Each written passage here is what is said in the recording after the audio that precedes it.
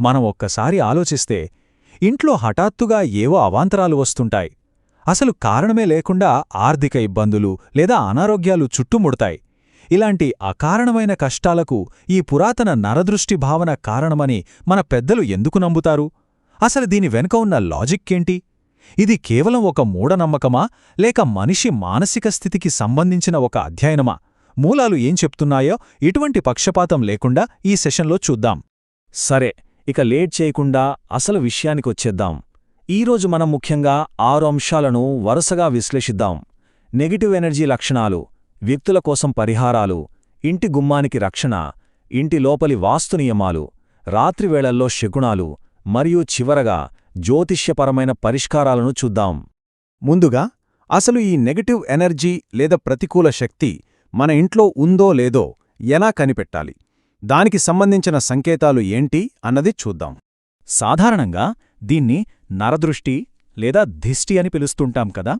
మన మూలాల ప్రకారం మనిషి ఎదుగుదలను ఆపి కుటుంబ ప్రశాంతతను దెబ్బతీసే శక్తినే నరదృష్టి అంటారు.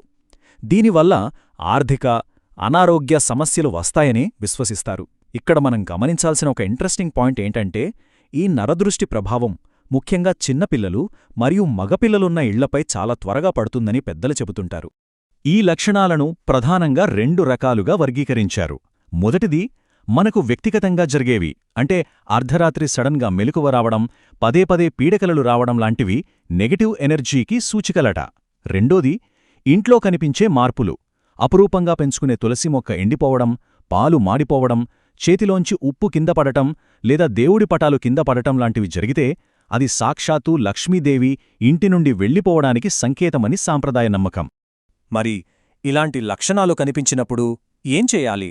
దానికి మన పెద్దలు కుటుంబ సభ్యుల కోసం కొన్ని వ్యక్తిగత పరిహారాలు సూచించారు. అవేంటో ఇప్పుడు చూద్దాం. ఇవి తరతరాలుగా వస్తున్న పరిహారాలు. పిల్లలకు త్వరగా దిష్టి తగులుతుంది కాబట్టి వారానికోసారి ఉప్పుతో దిష్టి తీయాలని చెబుతారు. అదే పెద్దవాళ్లకైతే కారణం లేని తలనొప్పి లేదా వికారం వస్తే ఎర్రనీళ్లతో దిష్టి తీయాలట. కాలికి నల్లదారం కట్టడం మరో పద్ధతి. ఇంకో ఆసక్తికరమైన విషయమేంటంటే, బయట నుండి రాగానే కాళ్లు కడుక్కొని లోపలికి రావాలి. ఎందుకంటే ఈ దిష్టి క్రిములు ఇంటి గుమ్మం దాటి లోపలికి రాకూడదనే ఉద్దేశం కాబోలు. ఆడవారు శుభకార్యాలకు వెళ్ళివచ్చిన తర్వాత కూడా ఈ ఉప్పు దిష్టి తీయించుకోవాలని సూచిస్తారు.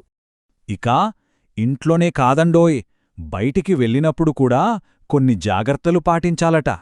రోడ్డుపై ఇతరులు దిష్టి తీసిపడేసిన నిమ్మకాయలను అస్సలు తొక్కకూడదు. తలస్నానం చేశాక రాలిన వెంట్రుకలను ఎక్కడ పడితే అక్కడ పడేయకూడదు.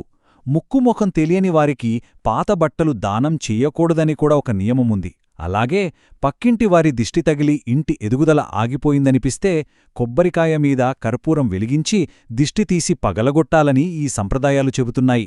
సరే, ఇవి వ్యక్తిగత జాగ్రత్తలు. ఇక అసలు విషయానికొస్తే, మన ఇంటికి మెయిన్ ఎంట్రన్స్, అదేనండి మన సింహద్వారం, దాన్ని ఎలా రక్షించుకోవాలో చూద్దాం. గుమ్మం దగ్గర కొన్ని పర్టిక్యులర్ టైమ్స్లో కొన్ని ఆచారాలు పాటిస్తుంటారు. మంగళవారం సాయంత్రం నిమ్మకాయను కోసి పసుపు కుంకుమ రాసి గుమ్మానికి 2 వైపులా పెట్టాలి. అమావాస్య రోజున గుమ్మానికి గుమ్మడికాయ కట్టడం మరో ఆచారం. ఇంకో ముఖ్యమైన రూలేంటంటే, ముగ్గు ఎప్పుడూ ఉదయాన్నే వేయాలి. రాత్రిపూట అస్సలు వేయకూడదట. ఉదయం ముగ్గు వేస్తేనే ఆ ఇంటికి మహాలక్ష్మి వస్తుందనేది పెద్దల ప్రగాఢ విశ్వాసం. ఇక్కడే మనం ఒక చిన్న కరెక్షన్ చేసుకోవాలి. మనం తరచుగా చూసే ఒక ఆచారానికి, వాస్తు చెప్పేదానికున్న వ్యత్యాసమిది. చాలామంది దిష్టి తగలకుండా ఇంటి గుమ్మంపైన భయంకరమైన రాక్షసుల బొమ్మలు, మాస్కులు పెడుతుంటారు, గమనించారా? కాని వాస్తు ప్రకారం అలా పెట్టడం కన్నా వినాయకుడి పటం పెట్టుకుంటే విఘ్నాలన్నీ తొలగిపోయి శుభం కలుగుతుందని మన మూలాలు స్పష్టం చేస్తున్నాయి. సరే, గుమ్మాన్ని రక్షించుకున్నాం. మరి ఇంటి లోపల? ఇంటి లోపల పాటించాల్సిన కొన్ని ముఖ్యమైన వాస్తు నియమాలేంటో ఇప్పుడు విశ్లేషిద్దాం. ఇంటి లోపల నెగటివ్ ఎనర్జీ లేకుండా ఉండాలంటే శుభ్రత చాలా ముఖ్యం. భౌతికంగా, ఆధ్యాత్మికంగా ఇంటిని ఎలా శుద్ధి చేయాలో మూలాలు ఇలా చెబుతున్నాయి. ఇంటిని తుడిచే నీళ్లలో కొద్దిగా కల్లుప్పు వేసి శుభ్రం చెయ్యాలి. ఇల్లంతా బూజు, సాలెగూళ్లు లేకుండా చూసుకోవాలి. అలాగే ప్రతిరోజు రాత్రి నిద్రపోయే ముందు కర్పూరం లవంగాలు వెలిగించి ఆ పొగను ఇల్లంతా చూపిస్తే గాలి శుద్ధి అవుతుందని, ప్రతికూల శక్తులు నశిస్తాయని విశ్వసిస్తారు. ఇక్కడ మనం చాలా జాగ్రత్తగా గమనించాల్సిన పాయింట్ ఇంకోటుంది. మన ఇంట్లో దరిద్రాన్ని ఆహ్వానించే వస్తువులు కొన్నుంటాయట. పగిలిపోయిన అద్దాలు, పంచేని గడియారాలు, పాత న్యూస్ పేపర్లు, విరిగిపోయిన కుర్చీలు దరిద్రానికి హేతువులని వాస్తు చెబుతోంది. ఇంటి గోడలకు పగుళ్లుంటే డబ్బు రాకుండా ఆటంకాలేర్పడతాయట. అలాగే బరువైన ఫర్నిచర్ లేదా సోఫాలను ఒకే చోట కదపకుండా ఉంచేయకూడదు. అప్పుడప్పుడు వాటిని జరిపి శుభ్రం చేస్తుండాలని చెబుతారు. ఇక పగలు సంగతి సరే, రాత్రివేళల్లో జరిగే కొన్ని శకునాలు, పాటించాల్సిన నియమాల గురించి మన పెద్దలేం చెబుతున్నారో చూద్దాం. చీకటి పడ్డాక వినిపించే శబ్దాలను మనవాళ్లు భలే ఆసక్తికరంగా అర్థం చేసుకుంటారు. అర్ధరాత్రి కుక్కలు ఏడిస్తే అది అరిష్టానికి సంకేతం అని నమ్ముతారు. అప్పుడు గుమ్మం ముందు పసుపు నీళ్లు చల్లాలట. అదే రాత్రి సమయంలో గజ్జల చప్పుడు వినిపిస్తే మాత్రం అది సాక్షాత్తు ఆ శ్రీ మహాలక్ష్మి రాకకు సంకేతమని భావించి ఎంతో మురిసిపోతుంటారు. ఇక సూర్యాస్తమయ నియమం. ఇది దాదాపు ప్రతి సాంప్రదాయ భారతీయ ఇంట్లో ఖచ్చితంగా పాటించే నియమం. సూర్యాస్తమయం తర్వాత అంటే సాయంత్రం 6 దాటాక ఇల్లు ఊడవకూడదని, అలాగే చెత్తను బయటపడేయకూడదని పెద్దలు చాలా ఖచ్చితంగా శాసిస్తారు. ఇలా చేస్తే లక్ష్మీదేవిని బయటికి పంపించేసినట్లే అని, ఇది ఇంటి శ్రేయస్సును కాపాడుకోవడానికి చేసే ఒక పద్ధతి అని భావిస్తారు. ఇన్ని చేసినా కొన్నిసార్లు సమస్యలు అలాగే ఉండిపోవచ్చు. అలాంటి దీర్ఘకాలిక సమస్యల కోసం జ్యోతిష్యపరమైన పరిష్కారాలను కూడా మన మూలాల్లో ప్రస్తావించారు. అవేంటో చూద్దాం.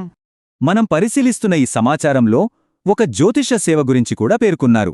శ్రీ భద్రకాళి వారాహీదేవి జ్యోతిష్యాలయంకు చెందిన మహాదేవస్వామిగారు వ్యక్తుల ఫోటోలు మరియు పేర్ల ఆధారంగా వారి సమస్యలను విశ్లేషిస్తారని అందులో తెలిపారు.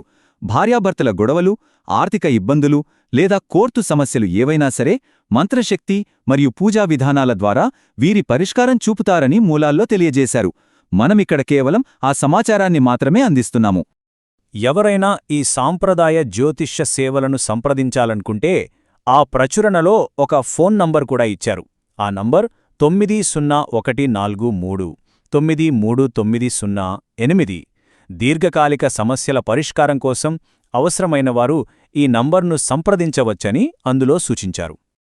ఇన్ని నియమాలు, ఇన్ని పరిహారాలు చూశాం కదా. అసలు వీటి వెనక ఉన్న ముఖ్య ఉద్దేశాన్ని ఆ మూలాల్లో ఒక అద్భుతమైన వాక్యంతో ముగించారు. అదేంటంటే, ఈ పరిహారాలు, నియమాలు అన్నీ మన పెద్దలు తమ అనుభవంతో మనం ప్రశాంతంగా ఆయురారోగ్యాలతో ఉండాలని చెప్పినవి. 100 నియమాలున్నా వాటి వెనక ఉన్న ఏకైక లక్ష్యం కేవలం కుటుంబ శ్రేయస్సు మరియు ప్రశాంతత మాత్రమేనని ఈ వాక్యం మనకు స్పష్టం చేస్తోంది. ఇదంతా విన్నాక ఒక చిన్న ఆలోచన వస్తోంది కదూ. ఇంత ఉరుకులు పరుగుల ఆధునిక ప్రపంచంలో కూడా మన కుటుంబాలు ఈ పురాతన నిర్మాణాత్మక ఆచారాలను పాటించడంలో ఏ విధమైన మానసిక సాంత్వన పొందుతున్నాయి? ఇది కేవలం నమ్మకమా, లేక మన చుట్టూ ఉన్న గందరగోళం మధ్య జీవితాలపై ఒక నియంత్రణ ఉందనే భరోసానా? దీని గురించి మనమందరం ఆలోచించాల్సిన అవసరముంది. ఈనాటి విశ్లేషణ మీకు ఆసక్తికరంగా అనిపించిందని ఆశిస్తున్నాను. మరో అద్భుతమైన అంశంతో మళ్ళీ కలుద్దాం. అంతవరకు సెలవు. వీడియో చివరి వరకు చూసినందుకు ధన్యవాదాలు. దయచేసి లైక్ చేసి ఛానల్కు సబ్స్క్రైబ్ చేసుకోండి. మీ మద్దతు ఎల్లప్పుడూ కావాలి.